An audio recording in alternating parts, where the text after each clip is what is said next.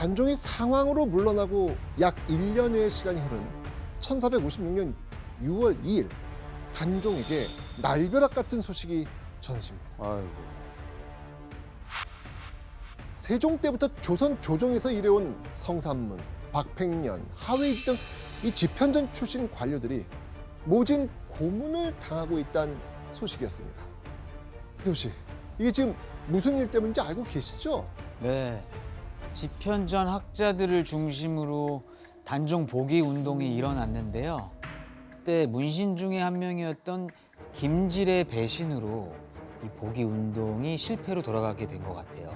맞습니다. 사육신, 단종에게 끝까지 충성을 다하다 죽은 6명의 신하입니다.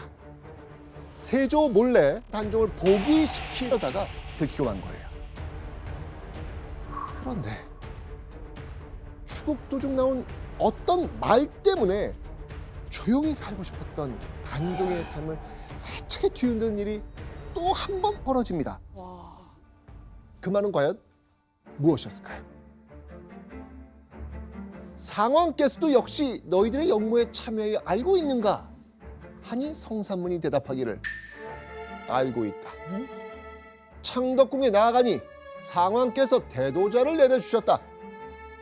대도자? 대도자가 뭐지? 칼. 그러니까 역모를 하라고 칼을 준 거네요. 그렇죠. 상왕, 즉 단종이 이 역모에 가담했다는 이야기예요. 알고 있었다는 이야기예요. 근데 저게 사실이든 아니든 단종한테는 되게 불리한 증언인데 왜 이렇게 얘기를 했을까? 교수님, 이번 용모에 단종이 참여했나요?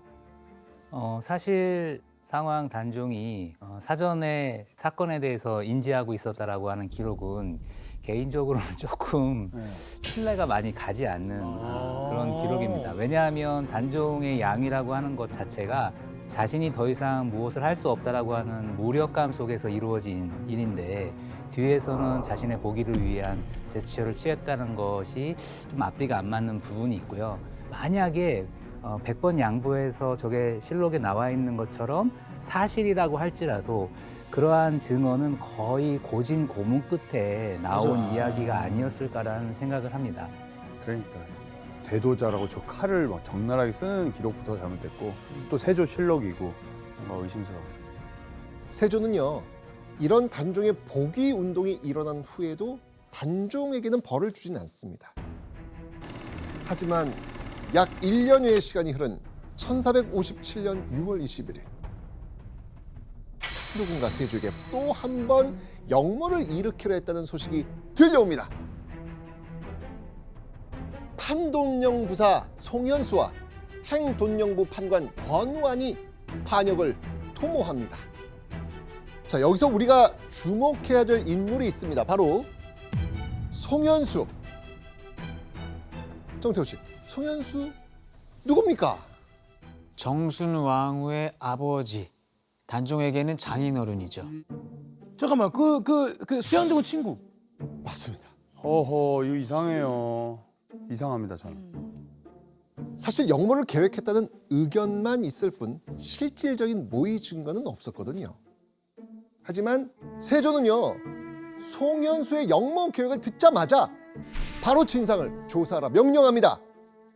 그리고 바로 다음 날 단종에게 어명이 내려옵니다.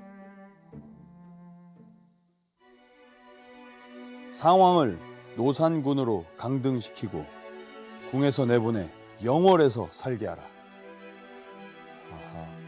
상황으로 물러있던 단종을 일개 군으로 낮추고 영월로 보내라는 거였습니다. 날이 밝고 있사옵나이다. 어서 옷을 갈아입으시옵소서. 물러서지 못하겠느냐? 전하께서는 이 나라의 군주셨느니라. 하오나 마마, 상왕 전하께서는 이미 노산군으로 감봉을 당하시고 임금이시니라. 세종께서 물려주시고 문종께서 보위에 세우신 임금이 아니시냐? 홀로 남겨진 단종이 유일하게 의지할 만한 사람, 정순 왕후였죠. 그냥 너무 단종 입장에서 저희가 몰입이 되다 보니까 너무 딱해요. 지금 순간 보면은. 와, 마음이 너무 안 좋아요. 그런데요, 그로부터 얼마 후 단종의 가슴을 또 한 번 찢어지게 만드는 일이 일어납니다. 이번엔 또 무슨 일인지 영상을 한번 확인해 보시죠.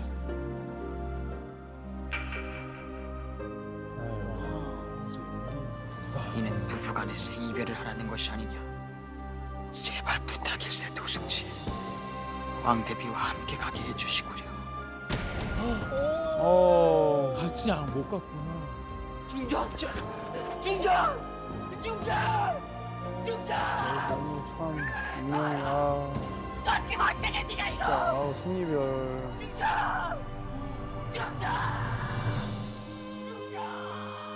단종만 강원도 영월로 유배를 가게 되면서 아내 정순 왕후와 생이별하게 된 겁니다. 아니 너무한데요? 아 진짜로? 이때 단종의 나이가 고작 17이었고요. 정순 왕후의 나이는 18이었습니다. 이때 네. NG가 없었었어요. 와. 그래서 아무도 실수하지 마라, 감독님도. 와. 굉장히 중요한 장면이고 이것은 단종이든 정순 왕후든 죽음을 맞이하는 그런 씬이나 마찬가지다. 이제 의지할 데가 없잖아요. 조정의 칼바람이 몰아쳐도 둘이 버텼는데 서로 의지하고 있던 이 둘마저 지금 떼어놓으려고 하는 거잖아요. 죽음보다도 더 무서운 선고가 아닐까 싶어요. 그래서 진짜 다들 긴장하면서 찍었고 저 때는 그 김민정 씨가 이제 상대 배역이었는데 서로의 눈빛을 보면은 눈물을 안 흘릴 수가 없었어요.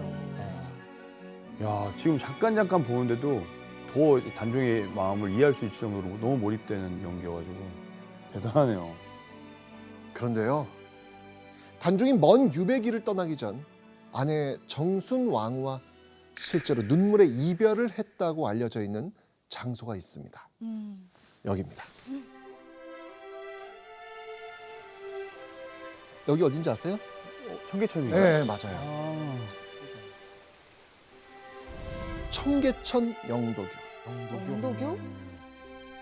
이 영도교에 담긴 의미가 있거든요.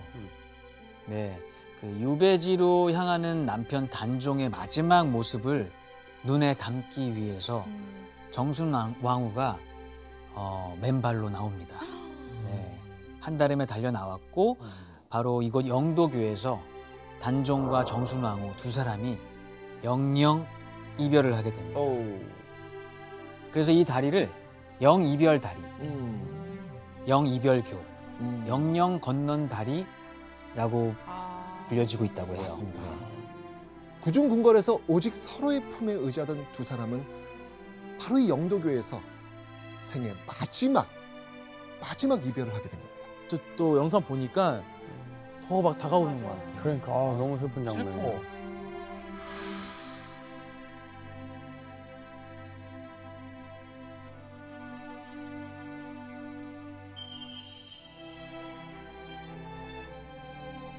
그렇다면 부모를 잃고 폐서인된 단종의 아내 정순 왕후.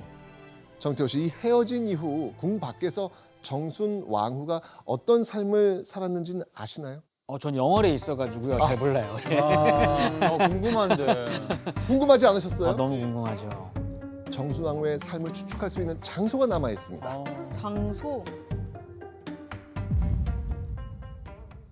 종로구 창신동에 남아 있는 자주동천이라는 곳입니다. 샘물이 자주색으로 물이 들었다라고 해서 자주동샘이라 불립니다. 사진 속의 장소에서 정순 왕후가 어떤 일을 한 겁니다. 과연 어떤 일을 했을까요? 물 기르기. 물 기르기. 요리. 다름 아닌 염색일이었습니다. 자줏빛을 띠는 풀 지치를 이용해서 옷에 물을 들이다 보니까 샘물이 자주색을 띠어서 자주동천이라 불렸던 거죠.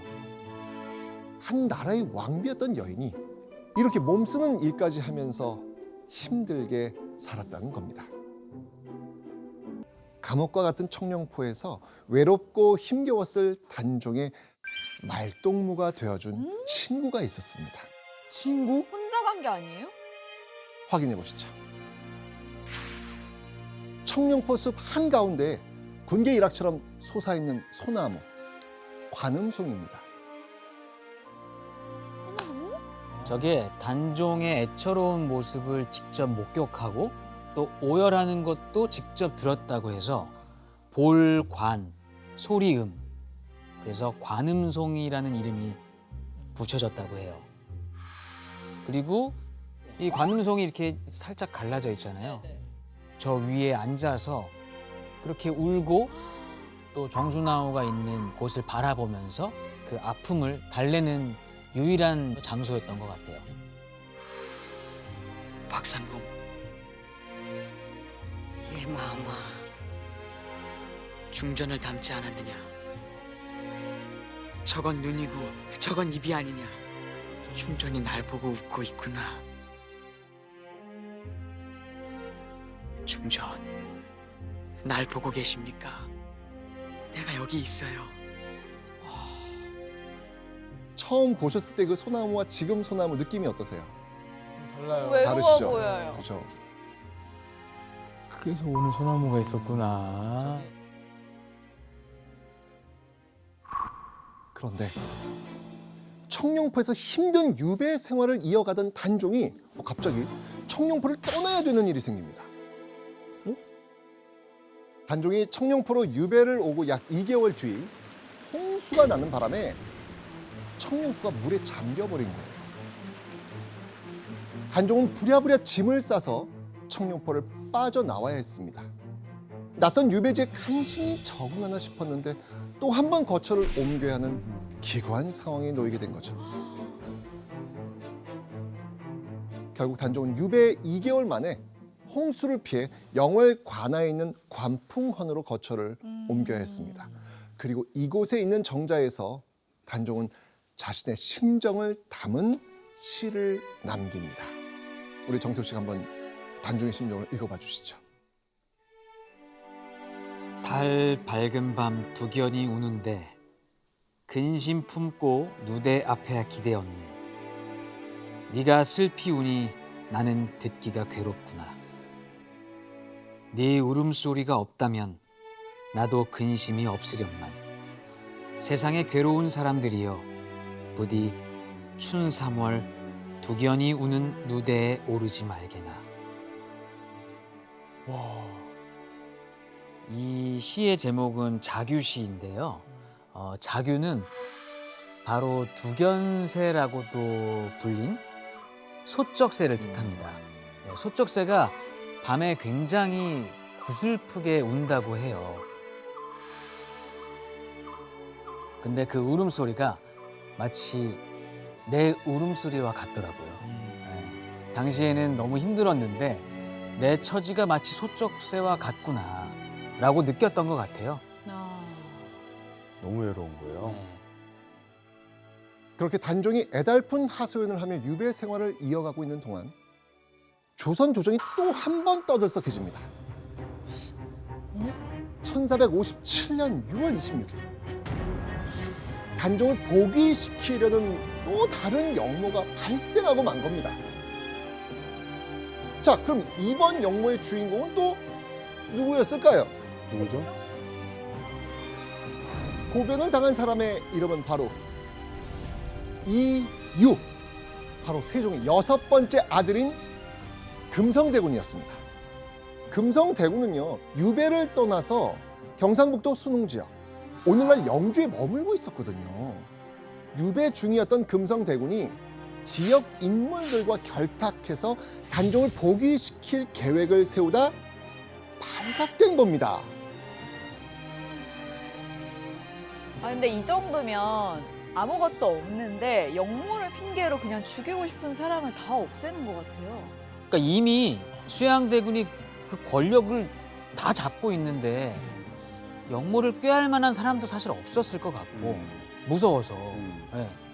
그래서였을까요? 이 소식을 들은 세조의 고민이 기록에 고스란히 남아 있습니다. 사간원에서 이유를 법대로 처치하기를 청하였으나 윤호하지 않았다. 1457년의 실록에는요, 금성대군과 노산군, 즉 단종의 처분이 거론되지 않은 날이 없을 정도입니다. 하지만 이때 세조의 반응은 이 일을 논하지 말라 라고 하면서 말을 돌립니다. 자, 또 다른 기록 한번 보시죠. 양녕대군 이재, 효령대군 이보가 다시 노산군 및 이유 등의 죄를 청하였다. 그러니까 심지어 단종의 큰할아버지였던 양녕대군이 단종과 금성대군을 처벌해야 한다는 이야기합니다. 그러니까 양녕대군 입장에서는 노산군이 뭐죠? 손주잖아요. 손주. 왜 손주를 자꾸 죽이라고 하는 거예요? 눈치 보는 건가요? 지금 충분히 노산군 불편하게 살고 있는데. 종친 가운데 가장 어른들인데 이미 수양대군 세조편에 서서 철저하게 수양대군의 어떤 그 안전과 보위를 지키려고 했던 그런 입장에 서 있었던 사람들이죠. 단종이 살아있는 게 눈에 가신 것 같아요. 네. 하지만 끊임없는 고변에도 세조는 꿈쩍도 하지 않습니다. 보시죠. 임금이 이르기를 오늘은 단지 술이나 마시십시오. 이 일은 논할 바가 아닙니다. 하였다. 의외로 세조는요, 이 일을 논하지 말라 라고 하면서 말을 돌립니다. 차마 조카를 처분할 수 없겠다는 삼촌의 마지막 양심이었을까요? 네, 미스테리예요, 수양대군. 자, 그런데 단종과 금성대군의 처분을 두고 조선 조정이 뜨거워진 그때 유배지에서 시를 쓰며 숨죽여 지내던 단종에 관한 뜻밖의 소식이 전해집니다. 보시죠. 노산군이 이를 듣고 또한 스스로 목매어서 졸하니 예로서 장사 지냈다. 수가 무슨 뜻하는 거지? 맞습니다. 세조실록에는요, 단종의 측근들이 세조에 의해 하나둘 죽게 되자 그 두려움에 단종이 스스로 목숨을 끊었다고 기록되어 있습니다. 자, 그런데 단종은 비극적인 죽음 이후에도요, 편히 눈 감을 수가 없었습니다. 왜냐하면 단종의 죽음을 두고 수많은 의혹들이 모락모락 피어났거든요. 실제로 또 다른 기록들을 보면요, 단종의 죽음에 대한 의구심이 생깁니다.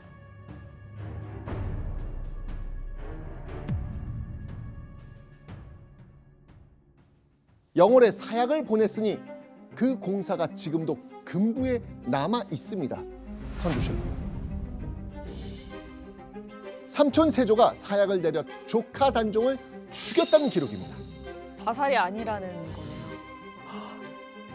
그런데요, 비슷하지만 묘하게 다른 기록이 또 남아 있습니다. 공생 하나가 차마 하지 못할 일을 스스로 하겠다고 자청하고 나섰다가 즉시 9구멍에 피를 쏟고 죽었다. 숙종실록. 당시 금부도사가 사약을 들고 왔는데 차마 단종에게 건네지 못하고 머뭇거리고 있었다는 겁니다. 그때 하인 한 명이 자신이 직접 전하겠다면서 앞으로 나선 겁니다. 그러니까 세조실록, 선조실록, 숙종실록, 실록에서조차도 단종 죽음에 대한 기록이 지금 제각각으로 남아있는 겁니다. 여기서 끝이 아닙니다. 야사인 연려실 기술에는 단종의 죽음을 어떻게 기록하고 있을까요? 단종을 모시고 있던 통인 하나가 활줄의 긴 노끈을 이어서 단종이 앉은 뒤로 가서 목을 걸고 창구멍으로 끈을 잡아당겼다. 연려실 기술에는 단종을 모시던 하인이 큰 상을 받을 마음에 단종을 목 졸라 죽인 것으로 적혀 있습니다. 내용본이 어떠세요? 그러니까 확실히 뭐 다 내용이 좀 조금씩 다르지만 확실한 거는 본인 스스로 죽은 건 아니다. 타살 얘기가 많네요. 실록에 남아있는 기록과는 달리 야사를 보면 단종 죽음의 배후에 삼촌 세조가 있다는 의심을 더욱 강하게 느낄 수 있습니다. 정태호 씨, 진실이 뭡니까? 진실이 뭐예요? 죽음에 대한 여러 가지 이야기가 있어서 그 각각의 드라마에서도 죽는 장면이 다 달랐어요. 아 그래요? 네. 어떻게 돌아가셨어요? 사약을 받았고 한 번은 저렇게 그 통인 하나가 활줄에 긴 노끈을 이어서 단종을 죽였고 그리고 한 명회에서는요 사약이 왔어요. 사약이 왔는데 이 사약을 가져온 사람이 무슨 죄예요. 눈물을 흘리면서 이걸 막 주저주저 하니까 단종이 마음이 아팠던 거예요. 그 하인인 복득이가 조금 모자란 아이였어요. 너 이 활줄을 한번 당겨보겠느냐? 예. 이걸 있는 힘껏 당겨라. 단종은 한편에서 목을 걸고 있고 근데 복득이는 정말 좋아하던 분이 이렇게 당기라고 하니까 정말 있는 힘껏 당긴 거예요. 그렇게 3번 죽는 게 달랐던 것 같아요. 진짜 아무것도 없이 혼자 스스로 목숨을 끊은 건 없네요. 그죠? 3번 중에. 세조 기록에는 그렇게 나와 있으니까. 그렇죠. 워낙 단종의 죽음과 관련된 이야기들이 다양하기 때문에 뭐라고 단정하기는 쉽지 않을 것 같은데요. 사실 단종의 죽음과 관련돼서 이렇게 설들이 많은 이유는 우선적으로는 단종에 대한 백성들의 어떤 그런 안타까움 그리고 또 한 번 그 설들이 더 늘어나게 되었던 계기는 숙종대 가면 노산군이죠. 이 노산군과 사육신이 복권이 됩니다. 그러다 보니까 자유롭게 단종과 사육신 또 정순왕후 뭐 이런 사람에 대한 이야기들을 더 자유롭게 풍부하게 하게 되면서 지금 우리가 살펴보았던 단종의 죽음과 관련된 이야기도 더 이렇게 다양하게 각각의 어떤 입장을 강조하는 방식으로 얘기가 나오지 않았을까 생각이 됩니다. 그렇게 단종이 죽었다는 소식을 전해 듣고는 가슴을 치며 슬퍼한 사람이 있었겠죠. 아내죠. 누구? 정순왕후. 맞습니다. 바로 단종의 아내 정순왕후였습니다. 당시 정순왕후의 심정을 짐작할 수 있는 글이 남아 있는데요.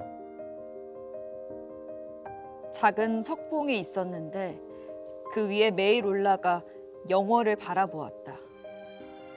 당시 사람들이 안타깝게 여겨 그 봉우리를 동망이라 불렀다.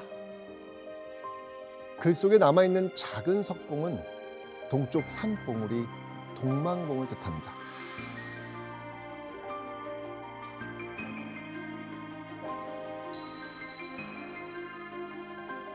정순왕후는 아침, 저녁으로 동망봉에 올라 단종의 유배지인 그 동쪽에 있는 영월을 바라보며 통곡했다고 하죠. 그 곡소리가 어찌나 컸던지 아랫마을까지 울음소리가 들렸다고 합니다.